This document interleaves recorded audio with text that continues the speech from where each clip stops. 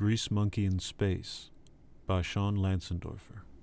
I told the captain we needed to replace these hoses, or we'd be leaking coolant, said Reese as he crawled under the conduit.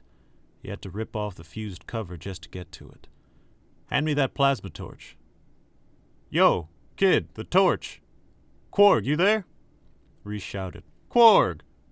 He groaned as he pulled himself out of one uncomfortable position and into another. Where the hell is that little carbon sucker? Hell of a time to be sneaking off.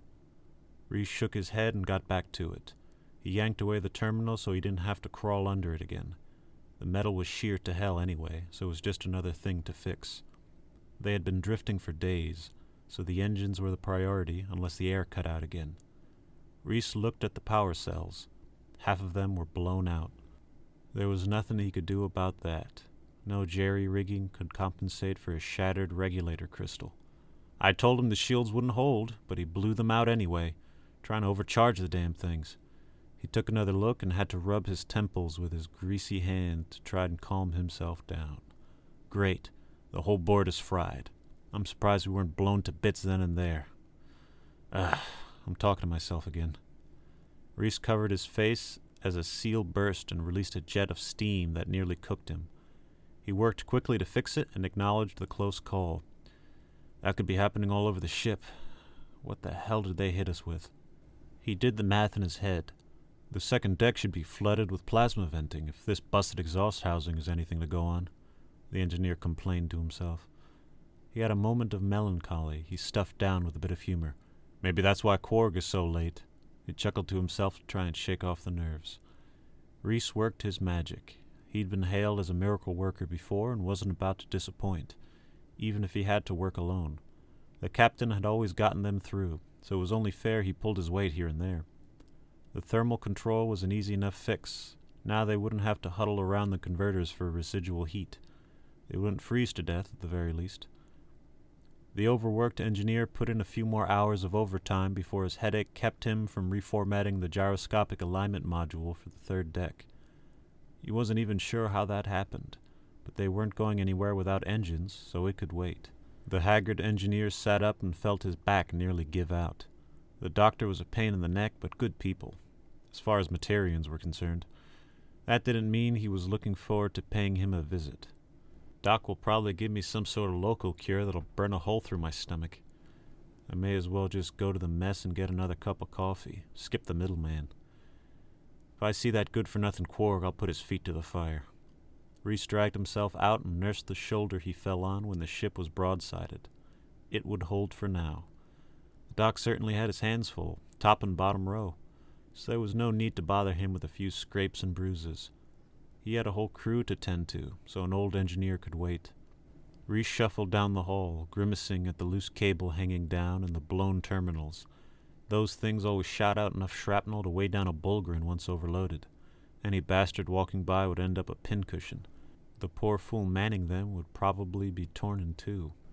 The engineer passed Ensign Bay on the way to the mess. He was fresh from the academy and was doing a few jobs at a time, even on a slow shift.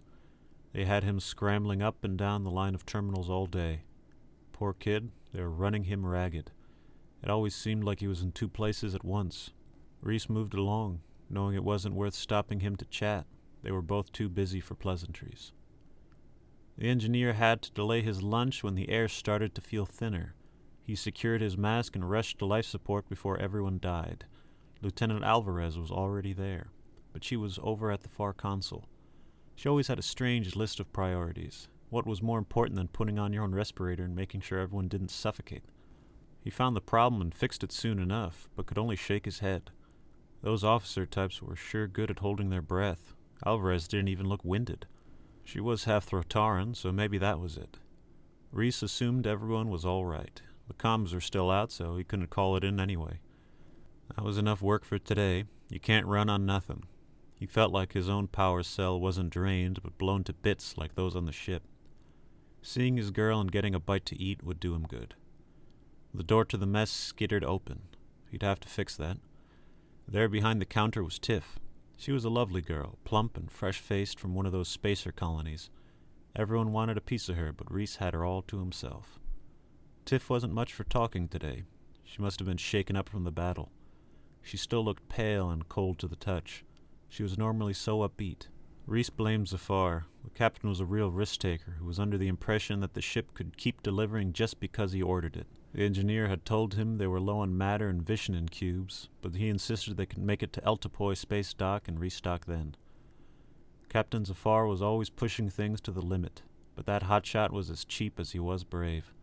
He also thought rerouting power to the shields would bolster them and not blow the amps like he was warned. It just might have if he had gotten Reese the parts he needed and not skimped out, but those types are always trying to break the laws of physics without breaking the bank. Reese decided he wasn't hungry all of a sudden, and Tiff seemed too elsewhere to chat. She had gone off to get something from the fridge and was taking her sweet time. He decided to go and bite the bullet instead of a rump roast and head to the bridge. The captain usually asks for reports every few hours and takes that as an opportunity to add to your workload in most cases. Reese muttered to himself, like I'm not already working my ass off. The very thought of it drove the engineer into a rant. Pilots, officers, and managers don't know a damn thing, making protocol and trying to raise efficiency without a clue how it all works outside of theory. Practicality came with experience, and reading up on how systems work was a whole different ballgame from running them. You don't learn the tricks and exploits anywhere but in the trenches. Reese knew what was coming, and grumbled. They all wanted details to talk about in their little ready room, but gave you the same blank look when you got into it. Then they asked why all that wasn't in the report. How am I supposed to write a report while crammed in a maintenance tube or rewiring a system during a firefight? The engineer was venting steam worse than the ship and got distracted. It took him a moment to get his bearings and remember where he was going. He walked into the door, and that brought him out of his head. The lift was out, so Reese crawled up through the service duct and onto the bridge. He never used the lift anyway, so he was in no rush to fix it. That bitch of a first officer insisted it raised efficiency, but fat good that did you when one of the many mechanisms that made it work failed and trapped you between floors. Reese groaned as he got off the ladder. The bridge had its blast shield up, and those were as thick as the hull of a freighter. The lights were out, so he turned on his headlamp. Where's that idiot pilot? Eh? Must be in the medbay. He liked teasing the cocky punk, but it didn't seem like he was here. The navigator usually stayed out of the back and forth and stuck to her silent-type persona. That didn't stop Reese from smack-talking the absent pilot to her anyway. Helmsman Clore must have been high in gree powder if he thought the ship could turn on a dime if he lowered the inertial dampeners. That keeps us from ending up as a red smear on the inner hull. A risky move or last-ditch effort doesn't change the science. You know what I mean? The navigator just gave him the same look she always did. The poor thing was shy and managed to be awkward without even opening her mouth. I'm sure you don't get a lot of demands at your station. Like, what are they going to ask you? Make the pings on the radar ping harder? Count your lucky stars you didn't get into engineering. It's just a series of demands for more, and nothing is ever enough, Reese complained. The navigator tried to smile and nod. Reese usually knew when enough was enough, but left with a passing barb. When I said that was all there was, I meant it. That's literally all I've got. It's like you bridge crew bastards think I'm kidding. He bellowed out a laugh, and she chuckled along to be nice. He was surprised he didn't get more of a reaction, but it was time to stop beating around the bush. He walked over to the big chair. Chief Engineer reporting, Captain. Shields are down. I need those engines, Reese. I know. I'm working on it, the engineer whined. You sound like a broken audio recorder. I'll get it done first thing. It had been the same orders over and over for a week. Reese had known the captain for years, and was one of the few allowed to give him grief, but the stress of the job had left him feeling distant. The engineer got lost in his own head again, and nearly tripped on what he assumed was a coolant line on his way out. It was back to his cot for a few hours of sleep before getting back to it. Tiff didn't come by that night, but she was always the type to need space when things got heavy. She'd be around once things got back to normal. She never stayed cold for long. Reese had a strange sense of silence wash over him. The first officer must have been too busy to chew him out. He almost missed the back and forth. It was the same old orders from the captain, and he always got what he wanted, but the XO was usually around to micromanage him. Seems everyone had their nose to the electron grinder. Reese headed back to the engines first thing. If he put in a few more hours, that should at least get them drifting. 37 days later.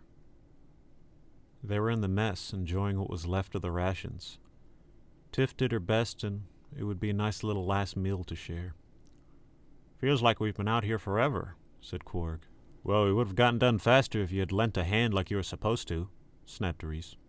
"Hey, I was banged up in the crash. The doc told me to take it easy," Quarg insisted. "Don't be blaming me," the doctor laughed. "I don't see how a bit of inhalation kept you from handling a cup-link or a plasma torch." That got everyone laughing. It was a good feeling after all this trouble. "You did fine work, Reese. We couldn't have made it this far without you," said the first officer, as if fighting for every word. She was solemn. "A compliment from the Ice Queen? I don't believe it," joked Tiff. It was good to see her smiling, even so near the end. She was Bones now, but still his girl. Now, Dana has high standards and is the best at what she does. A compliment from her is gold.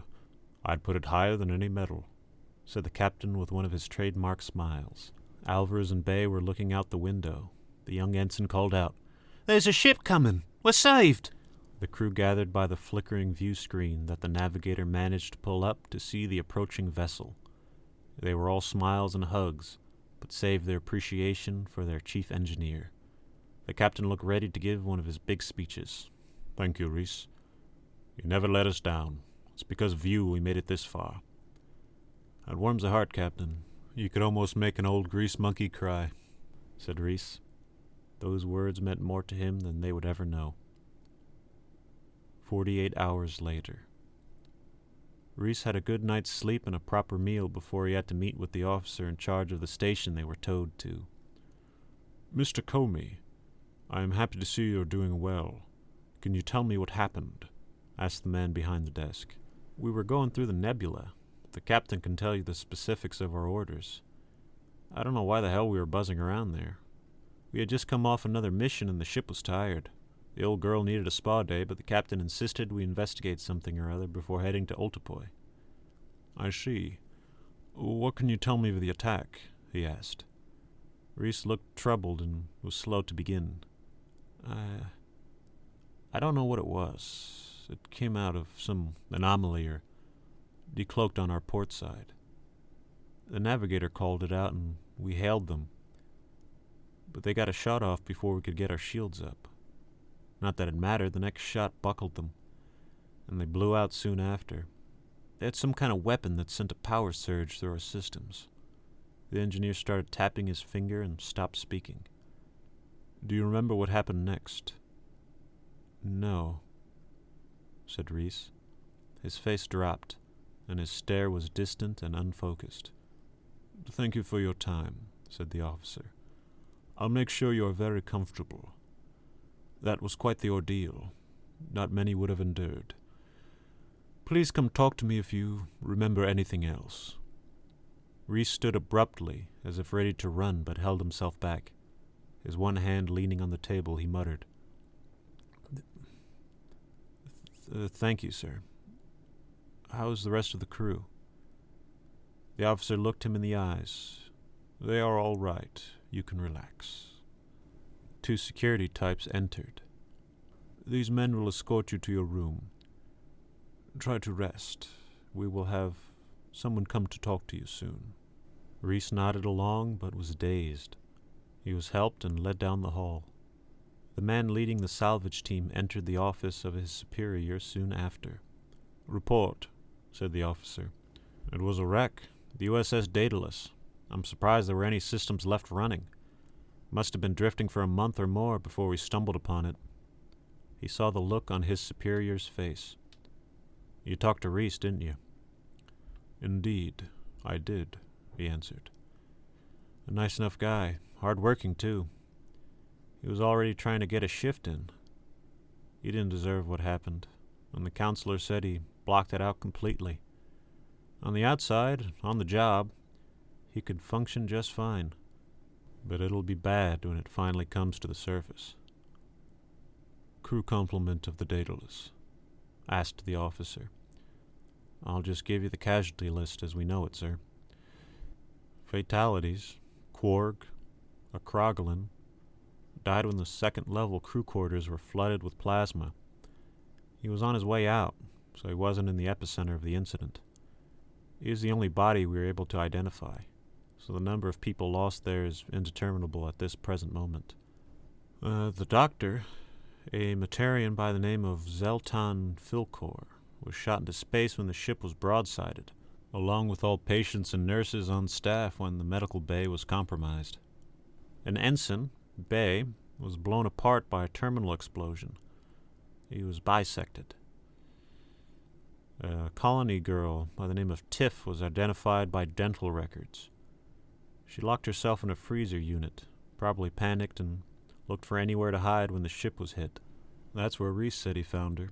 We presume she was cannibalized. Lieutenant Alvarez looks like she was working on something at the engineering console when she suffocated. The first officer was found in the lift between floors. It's hard to tell what got her first. Dehydration is my guess. Half the bridge crew aren't accounted for. I'm guessing it was during the hull breach. A few escape pods were jettisoned, but I find it unlikely any had managed to get to them. The current theory of what happened to the pods is malfunctioning from whatever weapon struck the Daedalus. What is left of the helmsman is a red splatter on the blast shield. It seems like he turned off the inertial dampeners, but only did it for the main bridge. He programmed in the actions on the computer and didn't survive the aftermath. A hairpin turn using the kinetic energy of the unsupported nose of the ship to whip the rest of the vessel around. I assume he used what was left of the warp power in a series of bursts. The maneuver must have worked since we found the ship, but he wasn't around to see it. We have the captain's last recording. The last line was bugged and repeating itself. Took a while, but we were able to save most of it. Play it.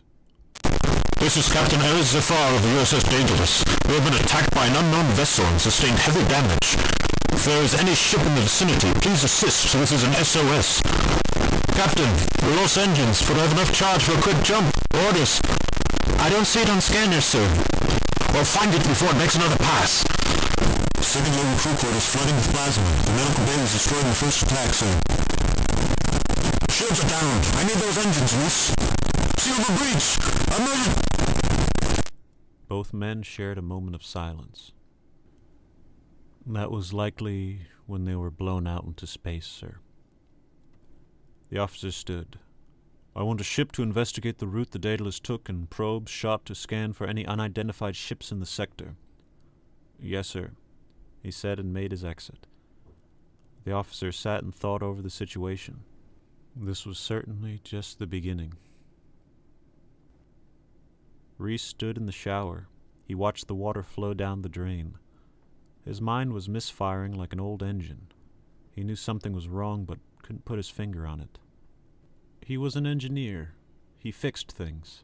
He got things working like no one else could.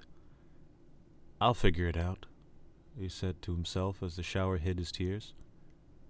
There's always a reason it doesn't work. I just have to find it.